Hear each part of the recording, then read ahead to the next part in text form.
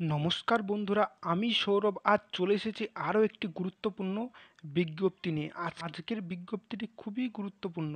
তার কারণ আজকে এসএসসি 2016 সালের যেই শিক্ষক নিয়োগ হয়েছিল তার কি জাজমেন্ট আসলো সেটির ব্যাপারে আলোচনা করব, এবং এখন ফুড এসআইয়ের কী আপডেট আছে সেটি আমরা এই ভিডিওতে আলোচনা করব। কিন্তু তার আগে আমি একটাই কথা বলবো, এই চ্যানেলে চাকরি সম্পর্কিত সব রকম আপডেট দেওয়া হয় এবং ফুড এসআইয়ের আমি সমস্ত রকম আপডেট দিয়ে থাকি। তাই চ্যানেলটিকে সাবস্ক্রাইব করে পাশে থাকা বেল আইকনটি প্রেস করে দাও।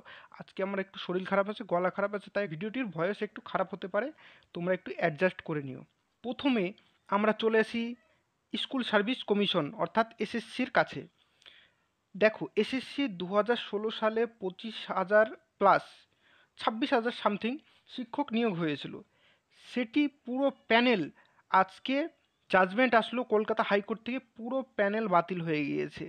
তাদেরকে 4 সপ্তাহের মধ্যে তাদের বেতন ফেরত দিতে হবে এবং 6 সপ্তাহের মধ্যে রিপোর্ট জমা করতে হবে, এবং তারপর আবার নতুন করে 26,000 নতুন রিকোয়ারমেন্ট করতে হবে। এবার চলে আসি ফুড এসআইতে। ফুড এসআইয়ের কেস এখনও কোর্টে উঠতে পারেনি। ফুড এসআইয়ের কেসও এরকমই ঝুলে থাকবে, জানি না কবে উঠবে। কিন্তু একটা কথা বলি যে ডাব্লিউবিপিএসসিতে চেয়ারম্যান চেঞ্জ হয়েছে, এখন একজন ম্যাডাম এসেছেন স্টুডেন্ট কমিশন, তার কাছে জানিয়েছে যে তারা কেস করেছে। এখন সেই ম্যাডামকে না জানালে তো হবে না, সেই ম্যাডাম বলবে আমাকে জানাননি কেন, আমি তো এই ব্যাপারে জানি না।